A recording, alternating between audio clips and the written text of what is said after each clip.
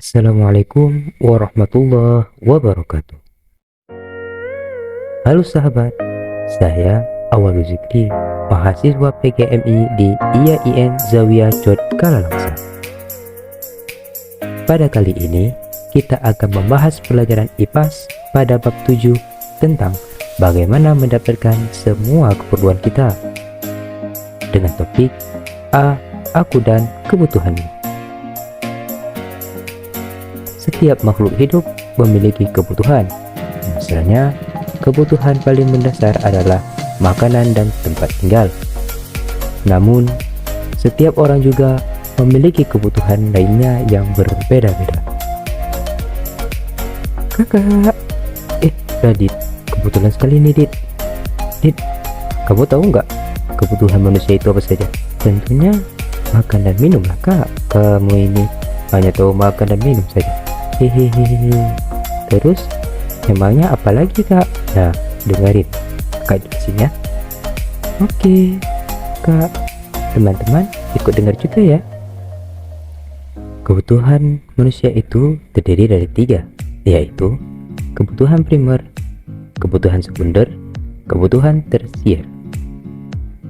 Kebutuhan primer merupakan kebutuhan paling mendasar dan harus dipenuhi oleh manusia.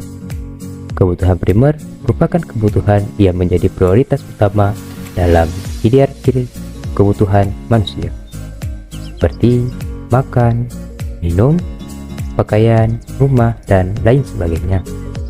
Yang kedua yaitu kebutuhan sekunder. Kebutuhan sekunder merupakan kebutuhan berupa penunjang hidup. Kebutuhan ini bisa ditunda pemenuhannya setelah kebutuhan primer dipenuhi. Setelah individu memenuhi kebutuhan primer mereka seperti makanan, air, tempat tinggal, dan keamanan kebutuhan sekunder menjadi lebih relevan. Contoh, kebutuhan sekunder lainnya yaitu perlengkapan rumah seperti kulkas, laptop, internet, televisi, mesin cuci, make up, dan lain-lain. Yang ketiga, kebutuhan tersier. Kebutuhan tersier merupakan kebutuhan yang berkaitan dengan usaha menciptakan atau meningkatkan harga diri, prestis, atau gengsi. Biasanya digolongkan menjadi sebuah kebutuhan mewah. Adapun contoh kebutuhan tersier diantaranya mobil mewah, barang-barang yang branded, perhiasan, wisata ke luar negeri, alat musik, dan lain-lain. Kebutuhan tergantung pada siapa yang memiliki kebutuhan tersebut. Contohnya, kamera akan menjadi sebuah kebutuhan primer untuk seorang fotografer. Namun, untuk orang lain bisa menjadi kebutuhan sekunder atau tersier. Maka dari itu, tahukah kalian, mengetahui kebutuhan pribadi dan menggolongkannya ke dalam 3 kelompok kebutuhan itu cukup penting loh untuk dilakukan. Tujuannya apa? Tujuannya agar kita mengetahui mana kebutuhan yang didahulukan, kemudian memisahkan antara kebutuhan utama, sampingan, atau hanya sekedar keinginan. Apakah kebutuhan dan keinginan manusia itu ada hubungannya ya kak?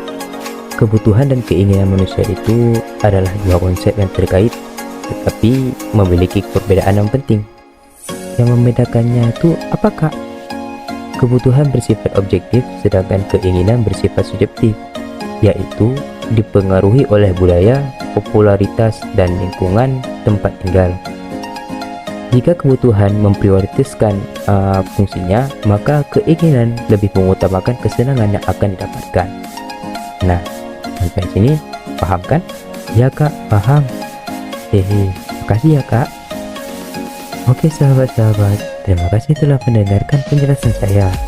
See you next time. Assalamualaikum warahmatullahi wabarakatuh.